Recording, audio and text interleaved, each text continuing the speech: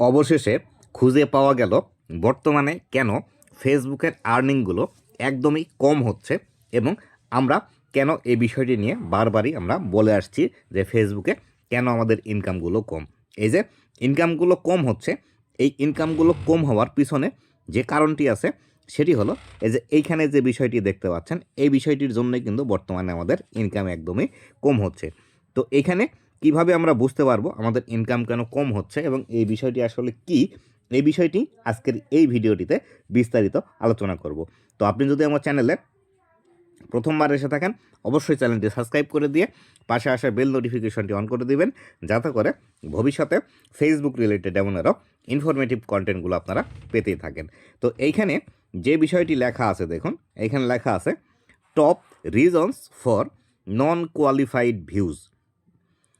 নন qualify ভিউজের জন্য যে কারণগুলো আছে সেই কারণগুলো এখান থেকে আমাদেরকে দেখাবে। এই কোয়ালিফাইড ভিউজ আসলে কি, এই বিষয়টি জানতে হলে সর্বপ্রথম আমাদেরকে এইখানে আসতে হবে। দেখুন এখানে লেখা আছে কোয়ালিফাইড ভিউজ। আমার এখানে গত 28 দিনে 4,12,000 কোয়ালিফাইড ভিউজ এসেছে।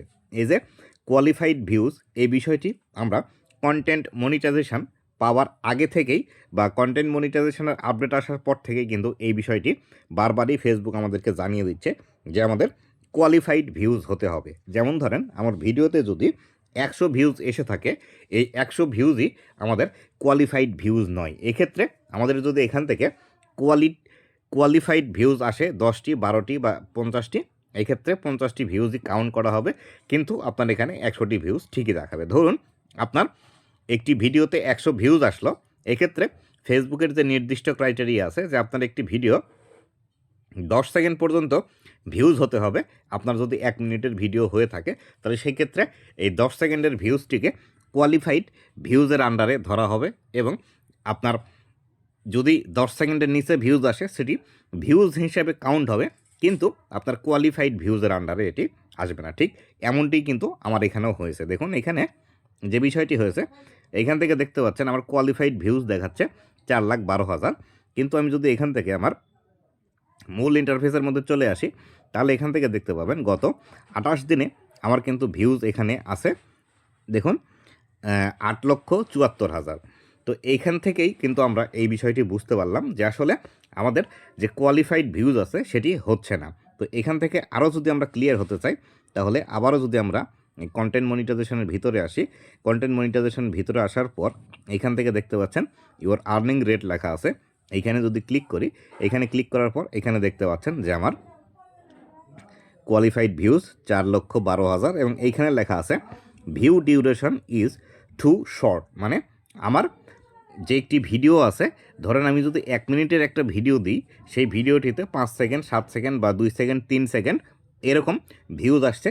যে ভিউজগুলো আমরা কিন্তু এইখান থেকে আমাদের যে কোয়ালিটি ভিউজ আছে তার মধ্যে কাউন্ট করতে পারছি না। বিশেষ করে আমরা এর আগে এক জায়গায় দেখেছিলাম, আমাদের কন্টেন্ট মনিটাইজেশনের মধ্যে এখনও আছে কি না দেখি, তো এখনও আমাদের এখানে নাই, অনেকেরই এখানে আছে দেখবেন maximum your reel duration 10 second. এটি অনেকেরই কিন্তু কন্টেন্ট মনিটাইজেশনের মধ্যে এই লেখাটি এখন পর্যন্ত আছে। তাই আমি আপনাদেরকে বলবো যাদের ইনকাম একদমই কম হচ্ছে এই বিষয়টি আপনারা চেক করে দেখুন যে এইখানে আপনাদের top reasons for non qualified views এটি কত পার্সেন্ট আছে। দেখুন আমার এখান থেকে কিন্তু 50% দেখাচ্ছে। মানে আমি যে ভিডিওগুলো আপলোড করছি আপনারা ভিডিও না দেখেই ভিডিওটিতে ক্লিক করে হয়তো কোনো একটি কমেন্ট করে অথবা লাইক দিয়ে আপনারা ভিডিও ছেড়ে চলে যাচ্ছেন। বিশেষ করে হয়তো 10 থেকে 15 সেকেন্ডের নিচে আপনারা আমার ভিডিওটি দেখছেন, দেখে চলে যাওয়ার কারণে আমার এখান থেকে কিন্তু নন কোয়ালিফাইড ভিউজের কিন্তু 50% এখানে চলে এসেছে। আবার যদি আমরা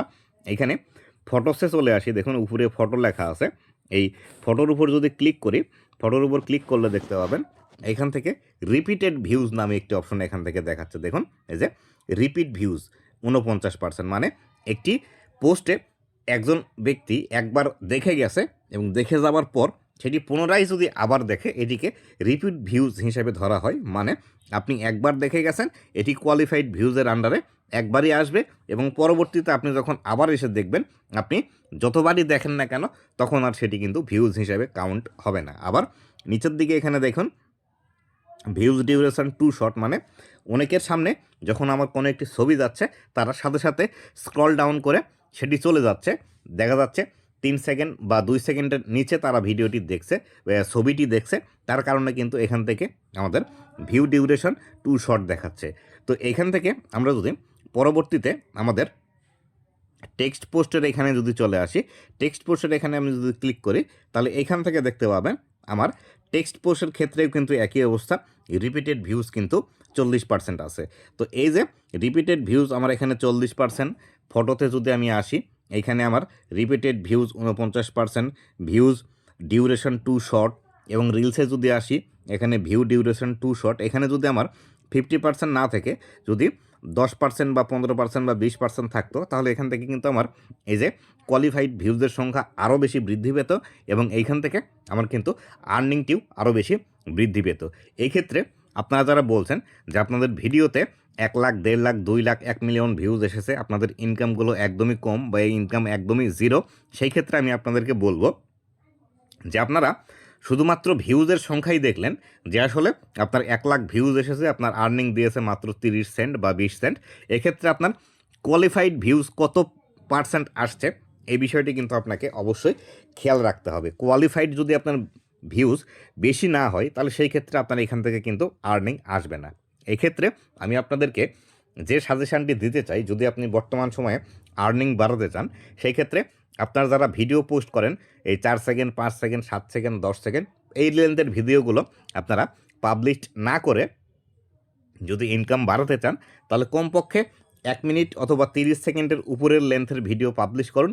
আর যে ভিডিওটি আপনারা পাবলিশ করবেন অবশ্যই ভিডিওটিতে কোয়ালিটি রাখার ট্রাই করুন, কেননা আপনার ভিডিওর কোয়ালিটি যদি বেশি ভালো না হয় তাহলে সেই ক্ষেত্রে দর্শকদেরকে আপনি ধরে রাখতে পারবেন না। আপনি যদি কপি পেস্ট ভিডিও অথবা ডুয়েট ভিডিও অনেকেই আছেন আপনারা করেন 5 সেকেন্ড, 7 সেকেন্ড বা 10 সেকেন্ড করে, যে এই ভিডিওতে কি হচ্ছে এটি দেখলে আপনারা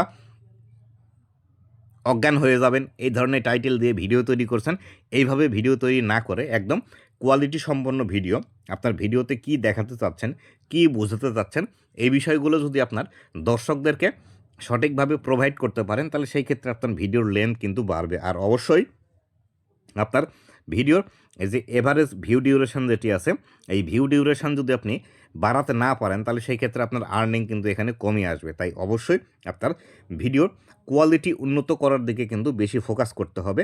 যদি আপনি ভিডিও কোয়ালিটি উন্নত করার দিকে ফোকাস দেন তাহলে সেই ক্ষেত্রে আপনার ভিডিওতে কিন্তু বেশি ভিউজও আসবে এবং এখান থেকে আপনি আর্নিংটা কিন্তু বেশি করতে পারবেন। আশা করি বিস্তারিত বিষয়টি বুঝতে পেরেছেন। আর অবশ্যই আমি বারবারই যে বিষয়টি বলে থাকি, আপনাকে নিজস্ব ভিডিও তৈরি করতে হবে এবং নিজের যোগ্যতা আপনাকে প্রমাণ করতে হবে। আপনি যদি নিজের যোগ্যতা প্রমাণ না করে অন্যের কপি পেস্ট ভিডিও নিয়ে কাজ করেন বা যদি মনে করে থাকেন অন্যের কষ্ট করা ভিডিও আপনি নিয়ে এসে শুধুমাত্র পোস্ট করে ইনকাম করবেন, এটি কখনোই করা পসিবল নয়।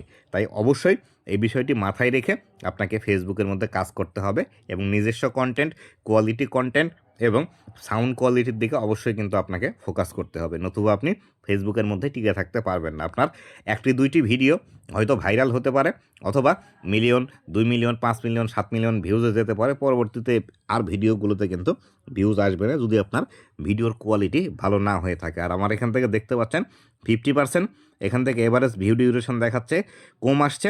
এই ক্ষেত্রে আপনাদেরও যদি এরকম কম আসে আপনাদের ইনকাম কিন্তু এখান থেকে আমার আরও বেশি কম হবে, কেননা আমার এটি টেক রিলেটেড ভিডিওটিতে অবশ্যই একটু ইনকাম বেশি দেয়, সেই ক্ষেত্রেও কিন্তু আমার এখানে ইনকাম কম আসছে। 4 লাখ ভিউজে $8 দিয়েছে, এক্ষেত্রে আমি যদি হিসাব করি তাহলে 1 মিলিয়ন ভিউজে আমার আসবে $20 মতো। সেই ক্ষেত্রে আপনাদেরও কিন্তু এই ধরনের ইনকাম আসলে একটি হ্যান্ডসাম অ্যামাউন্ট কিন্তু ইনকাম হবে। তাই অবশ্যই নিজের ভিডিও পাবলিশ করুন এবং কোয়ালিটি কন্টেন্ট দিন, আপনার ইনকামও এখান থেকে বাড়বে এবং এখান থেকে আপনিও বেশি পরিমাণে আর্নিং জেনারেট করতে পারবেন। তো বন্ধুরা, এই ছিল আজকের ভিডিওটি কেমন লেগেছে অবশ্যই জানাবেন এবং ভবিষ্যতে ফেসবুক রিলেটেড এমন আরও ইনফরমেটিভ কন্টেন্টগুলো পাওয়ার জন্য অবশ্যই আমার ফেসবুক পেজ এবং ইউটিউব চ্যানেলের সাথেই থাকবেন। ধন্যবাদ সবাইকে।